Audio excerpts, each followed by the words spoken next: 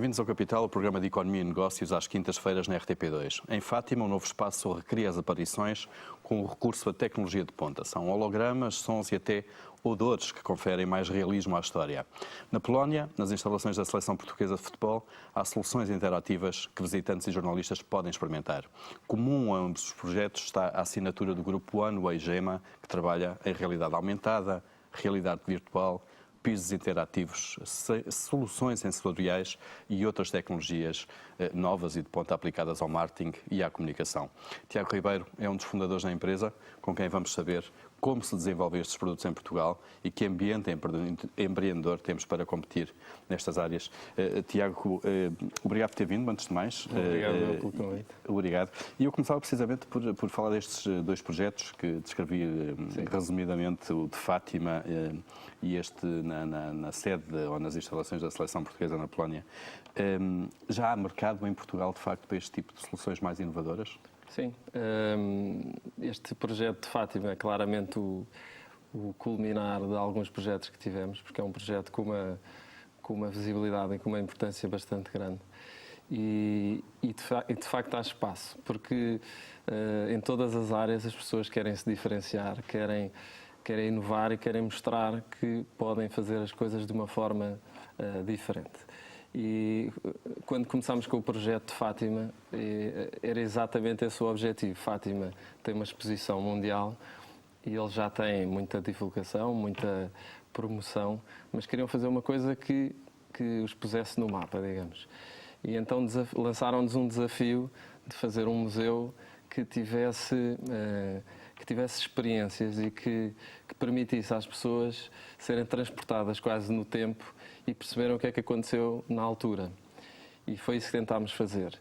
É um museu que tem várias salas com várias situações diferentes, as mais marcantes. Fomos acompanhando isto tudo, obviamente, com a Igreja, para tentarmos ter o realismo necessário. Claro, da narrativa, e depois associámos o digital à realidade e o que torna as coisas engraçadas, porque acho que a maioria das pessoas hoje em dia já foi a um cinema ver um filme em 3D, mas poucas foram as que podem experienciar, como ali em Fátima, um cinema em 3D que tem calor, vento, fumo, determinados tipos de cheiros, de pólvora, disto, de várias coisas que, quando a pessoa está a ver o filme, as reações são fantásticas. Claro. Ontem nós tivemos a inauguração, eu tive a hipótese de ver o primeiro grupo. Foi há uma semana, porque estamos a gravar este programa uma semana antes. Tive a hipótese de ver o primeiro grupo e é engraçado, quando é um milagre do sol, quando o sol aparece, a sala aquece imediatamente e fica muito quente e as pessoas ficaram todas surpreendidas, foi engraçado. Isso tem muita tecnologia, obviamente, não é? Aliás, é quase só tecnologia, diria eu, aplicada a uma narrativa que já é conhecida, que já existe. Essa tecnologia é desenvolvida por vocês em Portugal? Nós começámos, no nosso percurso, por tentar aprender com quem melhor fazia este tipo de soluções no início, ou seja, fomos a ver o que se fazia no estrangeiro, tentámos um bocadinho aprender com eles, chegámos mesmo a trabalhar em alguns projetos em conjunto com empresas internacionais e depois fomos percebendo que temos cá, e é fantástico porque temos cá pessoas tão boas ou melhores como as que eles usam e que são recrutadas, na maior parte das vezes, até de cá para fora. E deixou de nos fazer sentido estarmos a trabalhar nessa versão e começámos a tentar perceber se podemos fazer cá tão bem ou melhor, porque não? E foi por aí que começámos esse percurso. E de lá para cá tivemos uma aprendizagem bastante importante e hoje em dia há poucas coisas que se façam fora que nós não consigamos fazer cá E mais do que isso, acho que nós vamos conseguir Claro. fazer coisas que há que eles não consigam fazer fora. Mesmo ao nível da criatividade, digo eu, porque Sim. obviamente há aqui um processo criativo também. Depois há a passagem ao desenvolvimento tecnológico, não é? Exatamente. Não basta ter só a ideia de colocar cheiros, por exemplo, num projeto desse, é preciso depois saber como é que se desenvolvem esses cheiros Claro. em termos tecnológicos. Mas essa criatividade também é vossa, isto é, a ideia, o conceito de uma forma genérica também é feito entre portas? Neste tipo, existem projetos e projetos. Obviamente temos projetos que temos mais interferência, entre aspas, do cliente, porque assim o quer e gostam de participar, gostam de, mesmo quando são agências de publicidade, gostam muito de ter intervenção, isso porque eles também sabem o que pode resultar melhor para o cliente. Mas no início eram-nos dados uns briefings já muito balizados, hoje em dia dão-nos um bocado de carta branca, Espaço.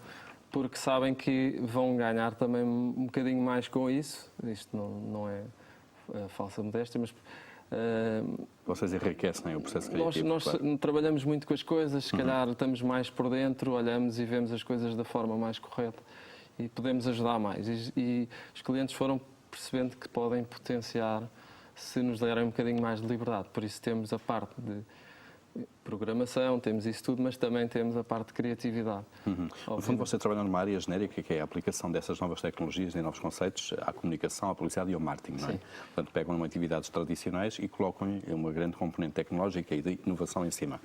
Vocês têm clientes, tenho aqui Superboc, que é da Unicer, Vodafone, Optimus, TMN, Portcel, PlayStation. Estes vossos clientes têm algum tipo diria eu, de característica comum, isto é, uma abertura à inovação mais do que os outros, por exemplo, para Sim. estarem abertos a esse tipo de propostas e a investir, no fundo, nesse tipo de tecnologias? Sim, eu acho que a realidade também do tipo de empresas que são permite que seja assim. Nós temos claramente dois mercados. O mercado das agências de publicidade com quem trabalhamos e que já têm os seus clientes e que nós ajudamos a complementar os projetos. Não é? A oferta que tem desse Sim. tipo de produtos, claro. E depois temos clientes diretos com quem trabalhamos já há algum tempo, mas tipicamente é transversal que os clientes que recorrem a este tipo de soluções têm um determinado perfil. São empresas que se destacam, são empresas que já têm uma dimensão, que normalmente estão nos meios tradicionais e querem ir um bocadinho além e tentar mostrar e diferenciar-se de uma forma mais atual. Isto acaba por ser uma tendência universal. As pessoas têm sempre aquela necessidade de ver ou se podem ir mais longe, se conseguem fazer melhor do que o concorrente, etc. E nós acabamos por ser uma Claro. opção. Mas há setores que, de facto, quando são novos e estão na vanguarda, como é o vosso, em que primeiro é preciso fazer uma certa educação do mercado, não é? Não é fácil. E essa abertura, de facto, a investir neste tipo de projetos existe mesmo. Por exemplo, no caso de Fátima ou da seleção de futebol, foram vocês que apresentaram o projeto a quem interessasse, no caso, ou foram os clientes que foram ter convosco? São duas situações diferentes. No caso de Fátima, foi um cliente que viu as nossas soluções numa feira em Paris. Que no caso é o promotor do tal museu, não é? Exatamente, viu as nossas soluções em Paris com um cliente conhecido e achou imensa piada ao que viu e entrou em contacto connosco. E a partir daí acabou por ser uma relação direta entre nós e o cliente e fomos debatendo ideias do que é que se poderia fazer. Eles, por exemplo, no museu temos uma aparição que é feita em holograma e é o maior holograma que está neste momento implementado em Portugal e é fantástico ver, é um cenário recriado e de repente a aparição é uma realidade, não deixa de ser ficção e é interessante. No caso da seleção, já foi, como lhe disse, via agência, já foi uma agência que estava a trabalhar a marca e que achou que poderia ter soluções diferenciadoras. E aí estamos mesmo no centro de estágios da seleção. Têm uma sala onde recebem as comitivas estrangeiras e a imprensa, etc. E pronto, eles queriam divulgar o mundo do futebol e o mundo do turismo. Não é? E No nós fundo, criámos aproveitar para promover Portugal promover também, Portugal. E nós temos duas soluções. Uma que vai poder brincar um bocadinho também com os jogadores, que é uma espécie de um penalti de velocidade, em que nós vamos conseguir detectar quem é que consegue fazer o remate mais rápido. Portanto, é um chute numa bola que existe mesmo ou não? É. A bola existe mesmo. A bola existe, é tudo realidade, só que vai permitir ter um ranking. E Da velocidade se os jogadores do- portugueses da seleção passarem por lá, certamente vão ser desafiados a fazê-lo. E outra do turismo é um mapa interativo, que as pessoas vão poder andar em cima do mapa e disparar todo tipo de conteúdos das zonas onde eles estão a andar. Portanto, os pés, no fundo, é que acionam essa acionam informação. os vídeos do turismo, 3Ds, isto e aquilo, todas as informações dessa zona e ficam a conhecer um bocadinho melhor Portugal. Quantas pessoas é que empregam? Nós, neste momento, temos na One Way Group e na Gema, temos Que são as duas empresas as que duas fazem parte deste empresas que projeto. fazem parte, estão quase separadas, digamos, porque a Gema está fisicamente no Porto, porque tipicamente os programadores, etc., com quem nós trabalhamos, são tudo pessoas que estudam e que mais naquela área, naquela zona do país, e são cerca de 25 pessoas. E em Lisboa é mais a versão de quem dá a cara aos clientes e quem Mais a tem a parte relação comercial, vá é lá. mais a parte comercial e a parte operacional, logística, etc. E na parte comercial somos à volta de 10 pessoas e depois temos mais umas pessoas na logística. E na parte tecnológica, mesmo no Porto, são quantas pessoas? São 25. 25. É difícil encontrar pessoas com o perfil que precisam, nomeadamente com capacidade de inovação tecnológica, ou não? Ou é relativamente Não, fácil? menos em do que eu Portugal? pensava. Inicialmente achei que poderia ser difícil, aliás achámos que eu não estou sozinho no projeto, mas tem sido bastante fácil e surpreendente a capacidade que... Recrutam sobretudo aqui nas faculdades, recém-licenciados ou ainda pessoas em formação? Começámos por aí, porque quando arrancámos com o projeto não podíamos estar a contratar pessoas no mercado já com outro tipo de custos, não é? Começámos por aí e digo-lhe que há pessoas que desde o primeiro dia continuam connosco. E hoje em dia temos até pessoas de outras áreas que jogam um bocadinho com a nossa, que já vêm e procuram, etc. E nós temos ido buscar alguns com mais experiência. E como é que começaram então? Conte-nos um pouco esta história do grupo. Foi um bocadinho... nós acabamos todos por ter uma ligação qualquer ao estrangeiro, seja numa experiência de ter estudado ou ter vivido, ou etc. Erasmus, por exemplo, não sei, algum caso. Exato. Claro. Tivemos... O nosso é o grupo que fundou o grupo. Exatamente. E quando viemos para cá, tínhamos todos um bocadinho a ideia de querer ir trabalhar para esta área da publicidade, ou pelo menos à volta disso. E estávamos a tentar perceber, há sempre aquela primeira tentação de vou fazer uma agência, vou fazer isto, vou fazer aquilo que já existem imensas. Então tentámos diferenciar um bocadinho e ver o que é que podíamos criar que fosse uma nova oportunidade para os clientes cá.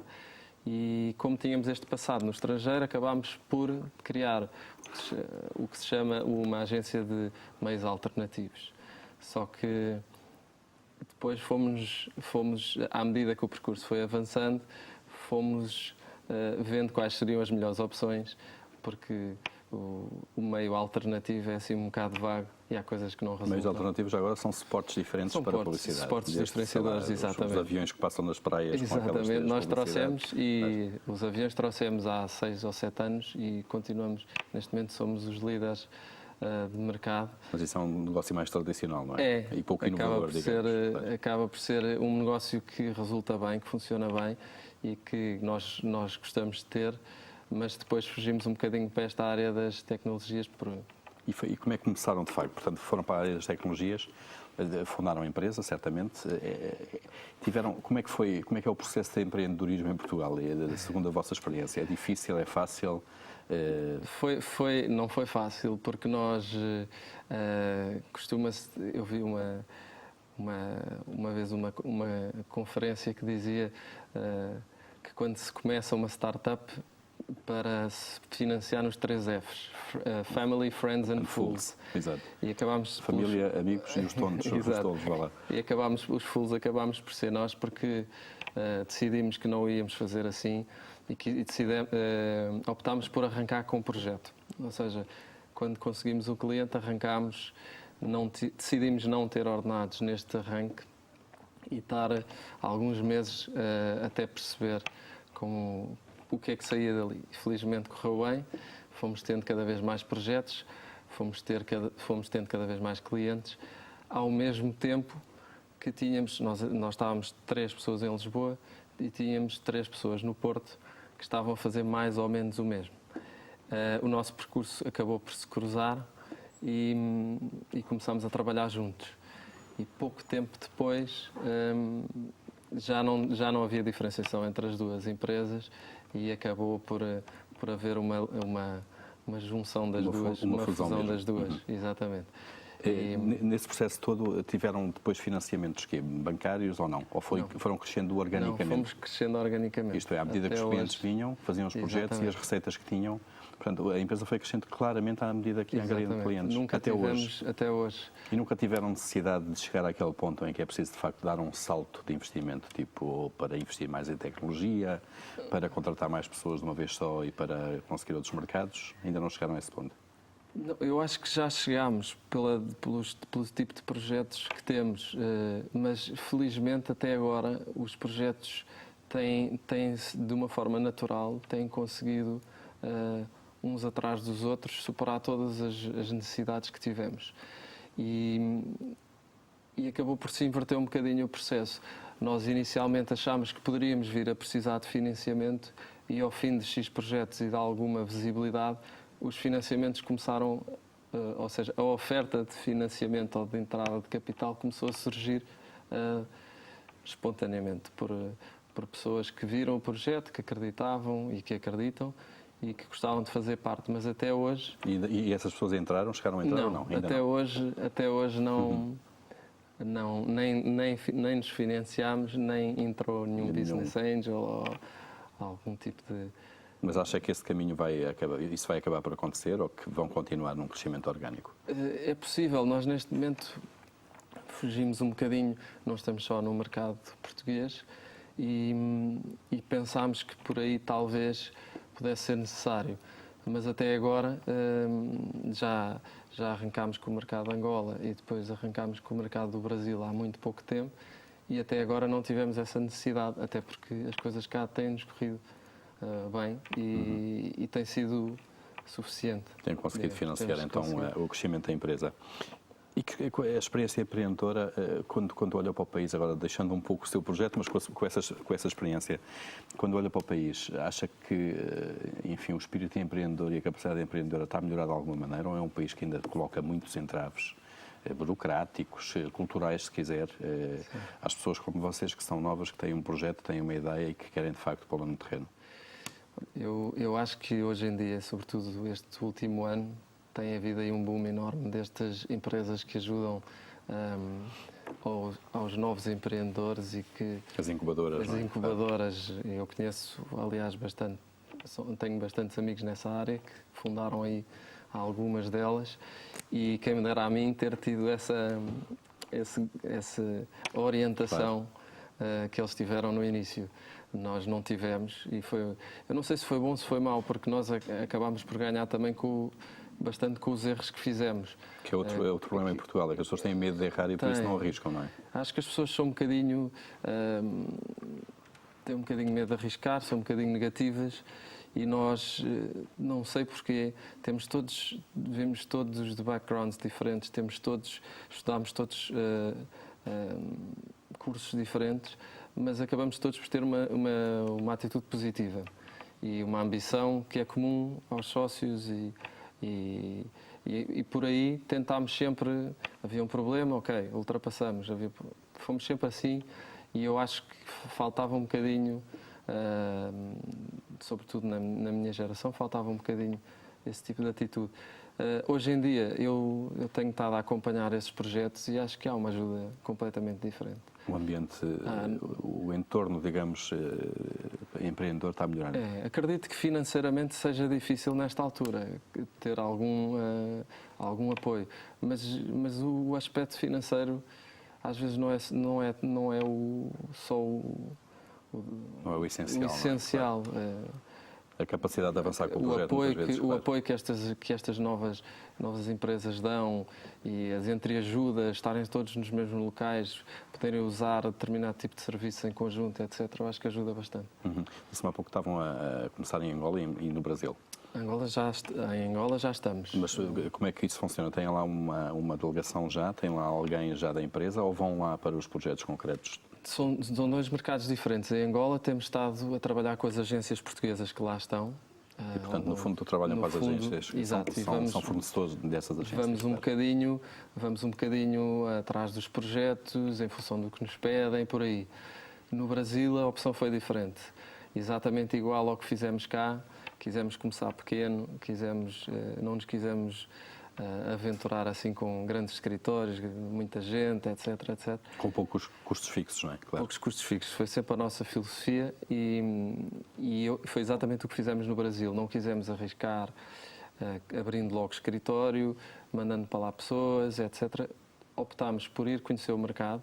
Tivemos sócios que foram lá mais do que uma vez. Tivemos nas agências todas a ver o potencial e depois andámos a ver quem poderia estar lá fixo, que fizesse a ponte connosco.